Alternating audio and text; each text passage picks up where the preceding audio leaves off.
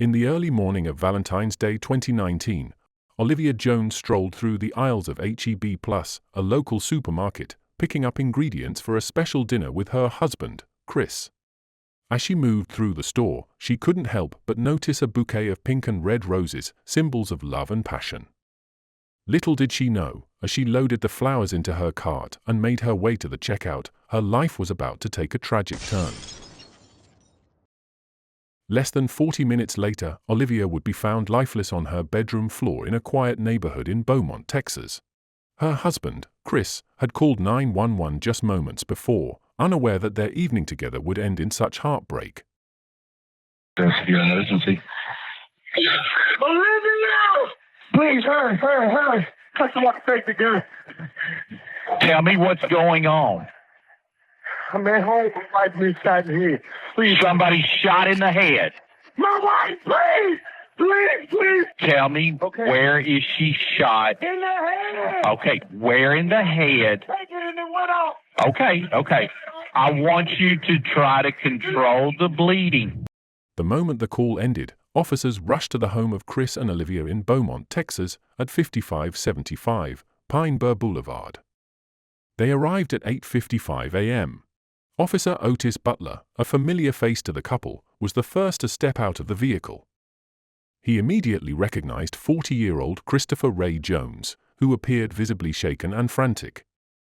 Officer Butler had been close friends with Chris and Olivia for years.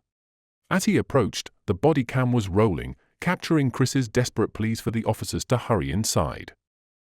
Okay. Please, come this way. Please.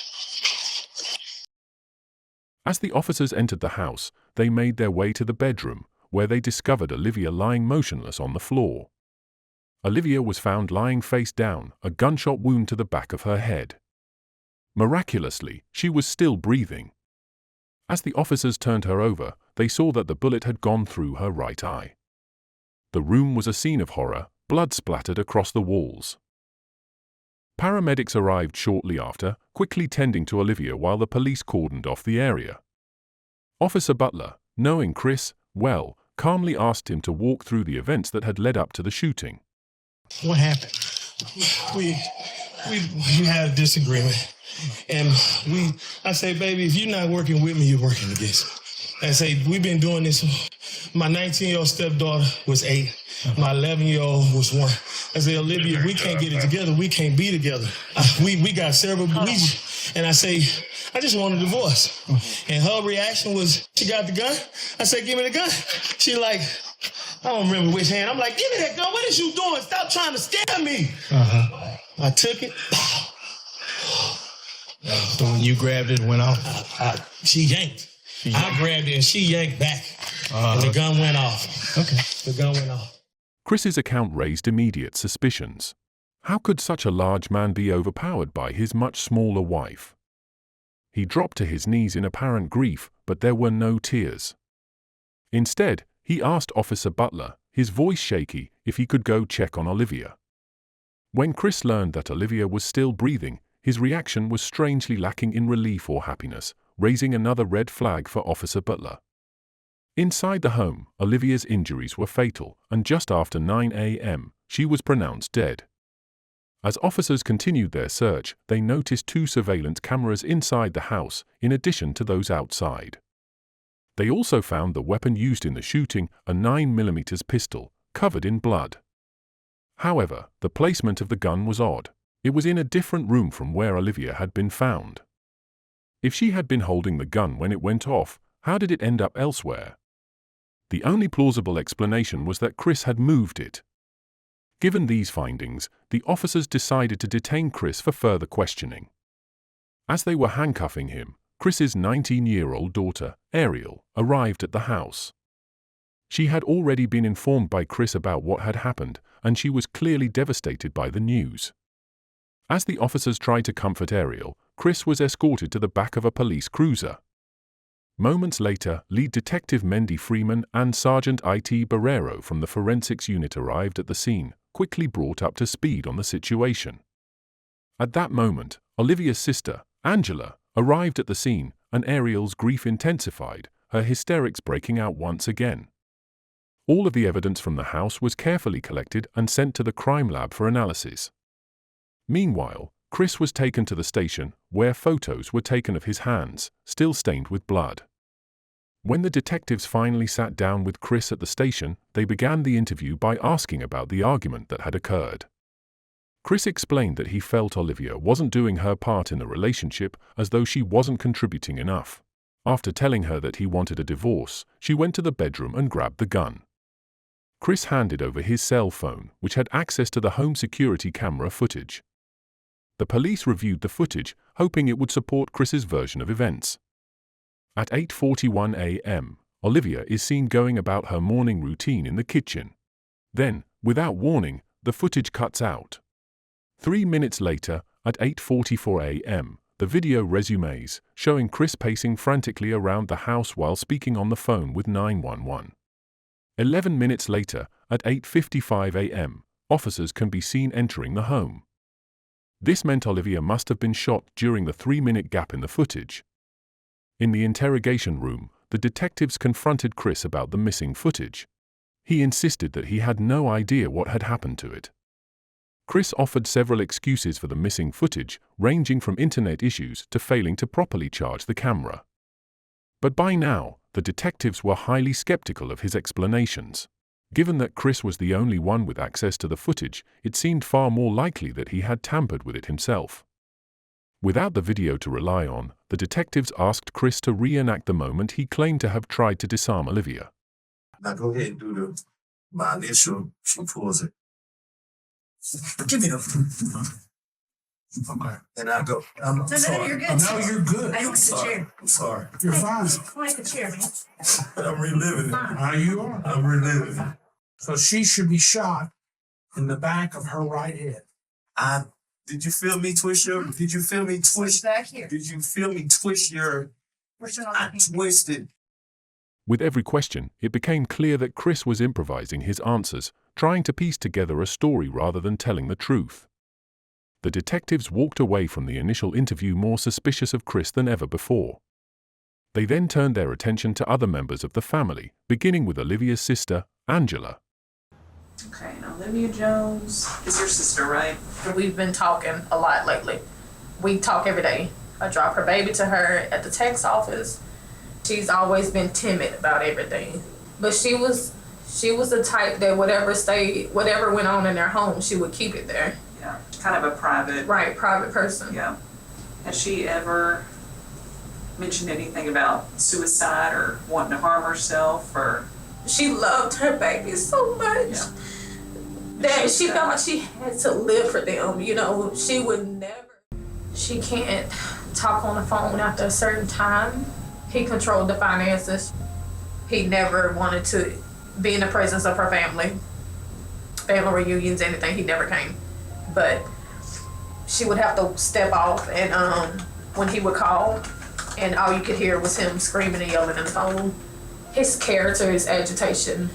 Like, his character is to be aggressive.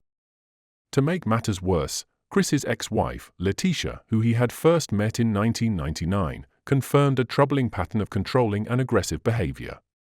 I met Chris Jones in 1999. It was just like a constant fight. Like, he strangled me, choked me out, drugged me through the house.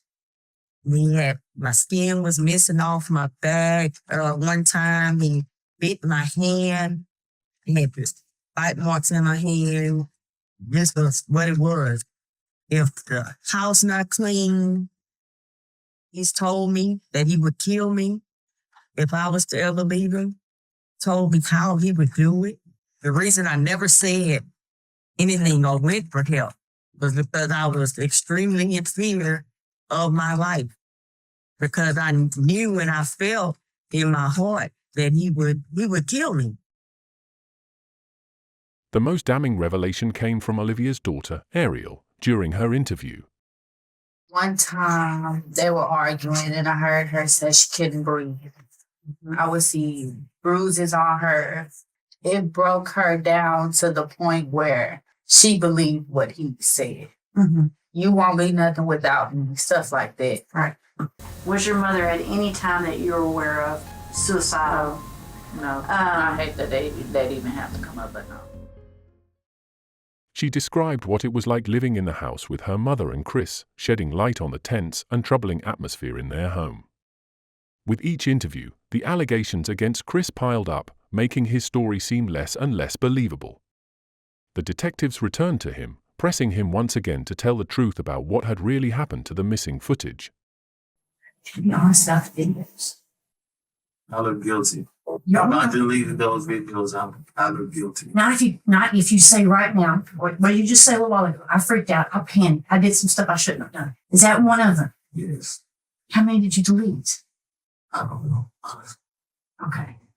I'm just afraid of being blamed for something I did do something that looks really bad on me. While Chris's confession was a significant breakthrough for the detectives, the crucial 3 minutes of missing footage remained a mystery. Undeterred, the detectives continued their investigation, carefully reviewing all available footage from the house. As they sifted through the recordings, they uncovered a clearer picture of daily life in the Jones household, and the true dynamics of Chris and Olivia's relationship began to emerge. Look on the floor. Look on the floor, wife. Look on the floor. Look on the floor. Look on the floor. Look on the mother. Why is that like that? I'm not paying attention. Put my goddamn lid back on the mother.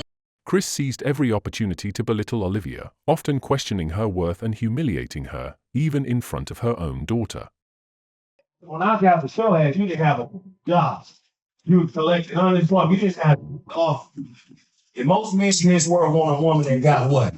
Life would be so much easier for me if you start thinking. You do dumb because you don't think. His behavior revealed a pattern of control and manipulation that had long been a part of their relationship. The footage exposed Chris's true nature, confirming the allegations of abuse made by Olivia's family. Detectives also dug into Chris's criminal history and uncovered a troubling pattern of violent behavior, including multiple assault charges in 1996 and a domestic assault in 1998, which had resulted in a brief stint in jail.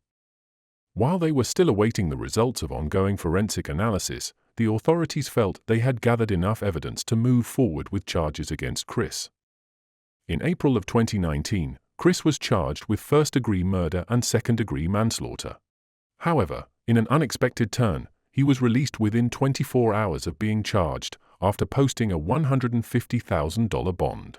He was placed under house arrest, fitted with a GPS monitor, as he awaited further legal proceedings. While out on bail, Christopher was permitted to continue running the Jones family business, a food truck called One Plate at a Time. The judge allowed him to work because the food truck was located right next to his home. However, this decision sparked controversy among Olivia's family and the local community. Many believed that Chris, being the only person with Olivia at the time of her death, was responsible for her murder, and they questioned why he was allowed such privileges while awaiting trial. Chris's reputation was further tarnished when the crime lab results came in. The bloodstain patterns at the crime scene contradicted Chris's version of events, suggesting the gunshot wound could not have occurred the way he had described. Investigators also found no gunshot residue on Olivia's hands, ruling out the possibility that she had been holding the gun when it went off.